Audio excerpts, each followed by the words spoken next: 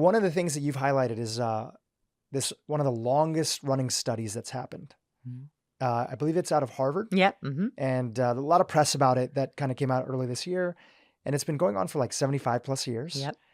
And it's looking at happiness and sort of social relationships and how the quality of our relationships, being around really incredible people that feed us, lift us up, and are there and are looking after us, which goes back to dopamine, oxytocin that you shared earlier, is deeply correlated with longevity. And so I would have to think that the opposite of that would be, or as part of that, is avoiding people that have a toxic influence in your life. And I'd love you to chime in on this because you've shared very openly that a big reason that you are interested and have gotten down the rabbit hole, the work that you are into and sharing with other people, is not only to improve your own charisma, but it was also to sort of break free of these toxic environments that you were in. Can you chat about that? Yeah. So I think that what we don't realize is that in our life, there are 10 to 20 relationships that are affecting us in many ways. They affect our productivity, right? Do you have people in your life who are contributing to your motivation? They're encouraging you with your goals. They are supporting you. They are changing your health. Are they encouraging your health choices? Are they a good influence with the food choices or the workout choices? And then also you have just the emotional supporters in your life. You have the people who, your partner, your parents, your kids, your best friends, who are there on a bad day and they're there on a good day. Exercise that you could do if you like to visualize this, I like to visualize things, is take out a piece of paper and draw a circle within a circle. So 2 circles. And then I want you to place people on level 1, level 2, or level 3. So all the people that you interact with, 10 to 30 people you see most or think about most, where would they fall? Are they on the outer ring but outside the circles where you're on level 1 with them? So you just know the basics about them. You have the same kind of boring conversations over and over again. Are you in level 2? So are in that middle ring where you know their goals and their motivations, but you don't know their self-narrative. They don't know yours. And then who's in that very inner circle? Who really deeply knows your self-narrative? That snapshot is a really important snapshot because it's going to tell you how supported are you? Are all of your relationships with people on the very, very outside? Like, do you have any depth? Do you have any emotional supporters? Are all of your relationships on that second ring? So you have a lot of connections, but they're not necessarily the deepest quality connections. And then do you have anyone in that tiny inner circle who knows your true self-narrative? Then the second exercise I want you to do, so do that with 10 to 30 people. I want you to draw arrows of if you want them to move in or out, right?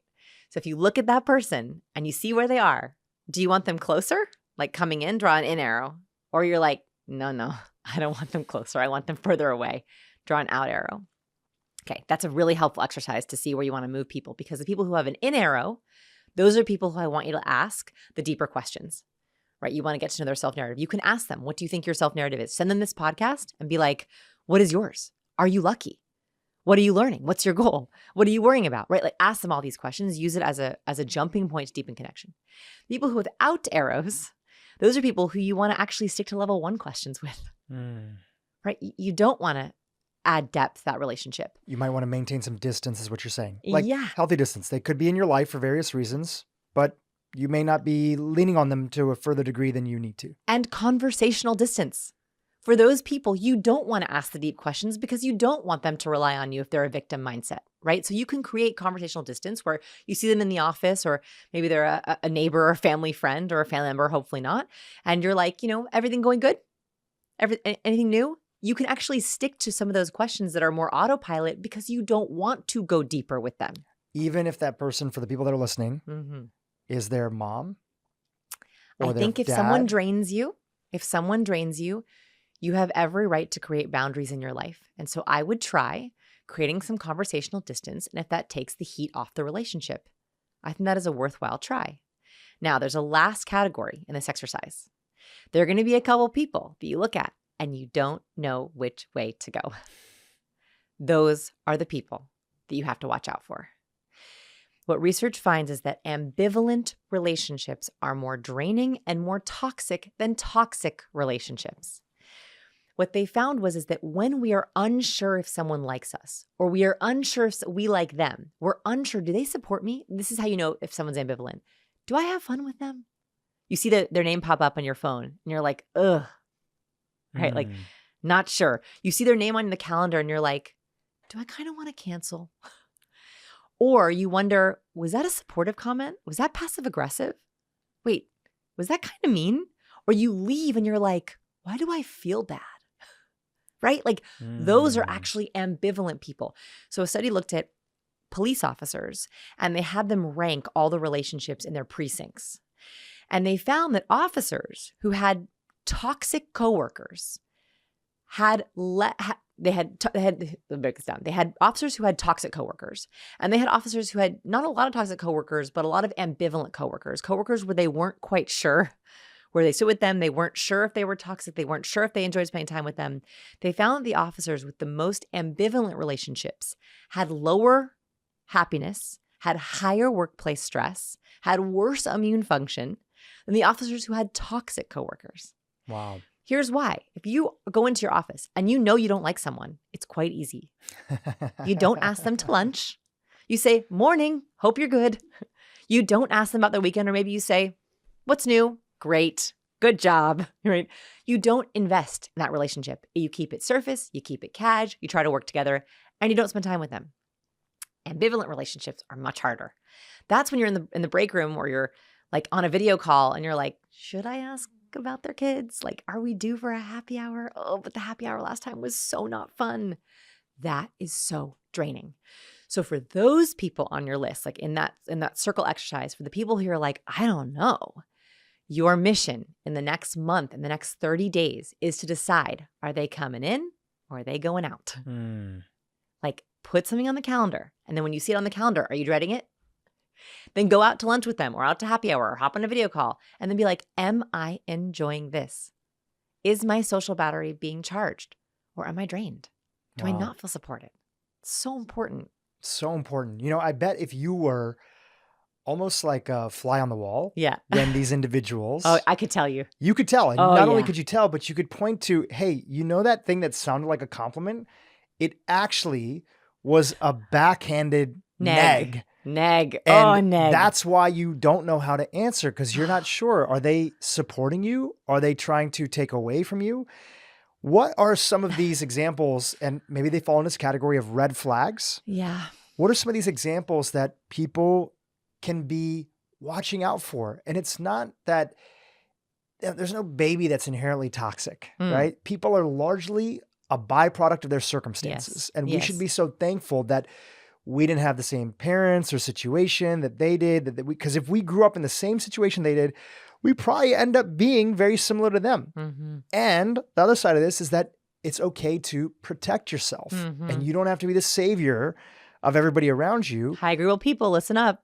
This is important. High agreeable people, you don't have to be the savior. Don't have to be the savior. You can be open. But one thing I've learned is that people change slowly. Yes. When they do, it's on their timeline. It's not on your timeline. So if you really care about somebody, you have to let them do the work. You can be there. You can see when there's openness and engage. But anyways, I'm going on a tangent. I like the red tangent. flags. Yeah. If you were there, you could see these things. Can you highlight some of them? Yeah. So I like to think of this. So let's talk about actually some nonverbal red flags, just like very concrete ones. So there are certain nonverbal cues that indicate withholding or closed-mindedness that you should be on the lookout for in a relationship where you want support. So one of them, for example, is a lip purse. So a lip purse, universally, when we're trying to withhold something or keep something in, we mash our lips together. And that usually means someone is holding back. In my really good relationships, I don't want anyone holding back, right? I want them to be open with me and transparent with me and honest with me. So one is, if you're talking and they're like, well, they are withholding something and you might be feeling a low grade, what's going on? What's going on? Sometimes ambivalence can come from a not knowing why you're feeling bad, but you are catching anxiety or you are catching cortisol. So I opened my TED Talk with this study, so forgive me if people have heard it, but it's one of my favorites, which is researchers brought two groups of people into their lab. The first group, they had them wear sweatsuits to catch their sweat and had them run on treadmills. The second group, they had them wear sweatsuits to catch their sweat and they had them skydive for the first time. Both groups sweated a lot, but one group had just normal treadmill sweat and one group had fear sweat where they were really afraid. They took these sweat samples and they got unsuspecting participants. I hope they paid them a lot. And they had them go in an fMRI machine and smell the sweat. Now, they had no idea what they were smelling. They literally went in an fMRI and, could you imagine smelling these samples? What they found was that when people smelled unknowingly the fear sweat, their own amygdala lit up. Wow. Their own fear centers lit up. Meaning, even though they had no idea what they were smelling, they caught the fear. So I share this because if you're with someone and you're like, why do I feel so bad? Why do I feel uneasy? Why do I not feel safe sharing my biggest success? Why am I afraid to tell them my challenge? It's probably because you are picking up on cortisol. You are picking up on whatever is in that sweat that's making them a little bit nervous. A lip purse is a physical manifestation of, I'm holding back or I'm withholding something. You can also look for fear microexpression. We don't see these as much, but you can sometimes see them if someone's feeling very nervous. So a fear microexpression is when the whites of their eyes show, the whites above their pupils show. So when someone rolls their eyelids back, and sometimes they'll even raise their eyebrows up and, yeah, I guess so. And they have their eyes wide and their eyebrows up. So that's a fear microexpression. It literally means they're feeling afraid. So lip purse, fear microexpression. I also always look for disgust. So disgust is, you can actually try it with me if you want. So crinkle your nose up like this. Yeah, there you go. We do this when we smell something bad. You can even flash the upper whites of your teeth. It's a very weird expression. And so when you see it, you almost always know it means disgust. Disgust or like, I dislike this. I don't want this. You will see it a lot in conversation when someone is lying. Oh, wow.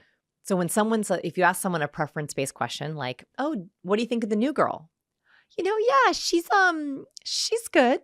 Yeah, and your nose is crinkling for those that are listening. Yeah, your nose is crinkling up. So people will sometimes show disgust when they're thinking and they're trying to think of a nice way to say, I don't like it. Or you're sharing your good news and they're like, oh, wow, that's great. And their nose is like totally crinkled up. Oh my gosh, I'm so happy for you. And you're like, why don't I feel like they're actually happy? It's because you are picking up on that cue that your brain knows. Hey, YouTube, if you enjoyed what you just saw, keep watching for more great content on how to improve your brain and your life. The population of people, do certain personality traits make you live longer? Are you high, medium, or low? So the first one is openness. Conscientiousness is the second trait. Third one is extroversion. Then there's agreeableness.